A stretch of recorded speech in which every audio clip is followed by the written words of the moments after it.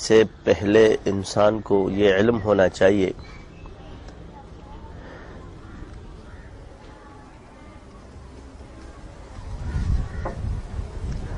کہ میں جو عمل کر رہا ہوں صحیح نہج پر ہے یا نہیں. اس کے لیے اللہ نے معیار شریعت کو رکھا ہے، اور اس شریعت کی پابندی اللہ تعالیٰ نے انبیاء سے، صحابہ سے اور اولیاء سے، فقہاء سے، سب سے کروائی. اس کی پہچان کیا ہے؟ آج کل ہمارے ہاں ایک مسائل، تو پہلے پہچاننا کہ ایمان کیا ہے، پھر کون سا عمل کس دائرے کے اندر ہے، اس طرح کرنا کہ یہ عمل مقبول عند اللہ ہے کہ نہیں ہے.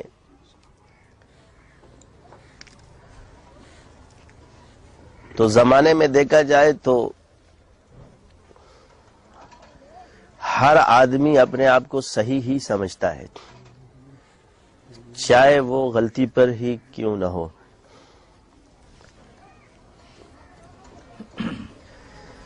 اصول کہاں سے ثابت ہے کہ آپ علیہ السلام نے اپنے اوپر شہد کو حرام فرمایا؟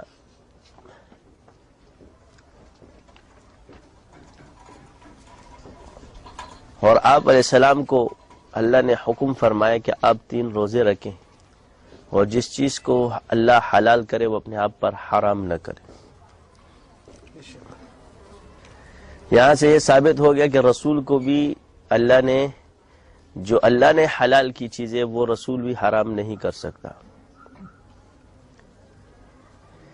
دوسرا اصول یہ بتایا کہ اے نبی، اگر آپ ان کی خواہشات کی اتباع کرو گے تو آپ بھی ظالموں میں شمار ہو جاؤ گے، کیونکہ نبی گناہ نہیں کرتا، گناہوں سے پاک ہے، معصوم ہے. مگر اس اصول کو دیکھ کر یہ اصول کی شدت، گویا کسی کے خواہشات کے لیے بھی شریعت میں کوئی لچک نہیں آ سکتی. تو خواہشات کی اتباع بھی گناہ ہی کہلائی جائے گی اگر وہ خلاف شرع ہو، اور جو خواہشات شریعت میں جائز ہو اس کو کوئی حرام نہیں کہہ سکتا. جو اللہ نے حلال کر دی، حضور کی ایک حدیث آپ علیہ السلام نے فرمایا کہ حلال بھی ظاہر ہے اور حرام بھی ظاہر ہے.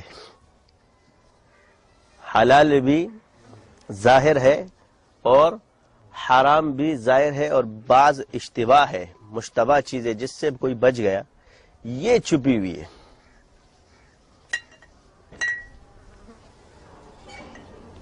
تو اصول کی وجہ سے ہم اس چیز کو پرکھیں گے. پھر شریعت کا ایک اصول ہے جو عام ہے، پھر ایک ہے کہ خاص ہے. ایک اصول شریعت کا ہے کہ ہر کسی کے لیے نہیں ہے، خواص کے لیے ہے. یعنی اس کی مثال ایسے لے لو کہ نکاح جائز ہے مگر 4 سے آپ زیادہ نہیں کر سکتے، اور دوسرے کے نکاح پر آپ رد نہیں کر سکتے، اور اس کی بیوی کو آپ دیکھ بھی نہیں سکتے. آپ یہ تو نہیں کہو گے کہ اس نے جو یہ نکاح کیا یہ حرام ہے. تو یہاں سے ایک چیز ثابت ہوتی ہے کہ نسبت والوں کا بھی ایک مزاج ہوتا ہے. تو وہ عورت اس کے لیے حلال ہے اور آپ کے لیے حرام ہے. تو بعض چیزیں شریعت میں ایک بندے کے لیے حلال ہے اور دوسرے کے لیے حرام ہے. اس کو کہتے ہیں معرفت. اب آپ علیہ السلام کو اور رسولوں کو 4 چیزیں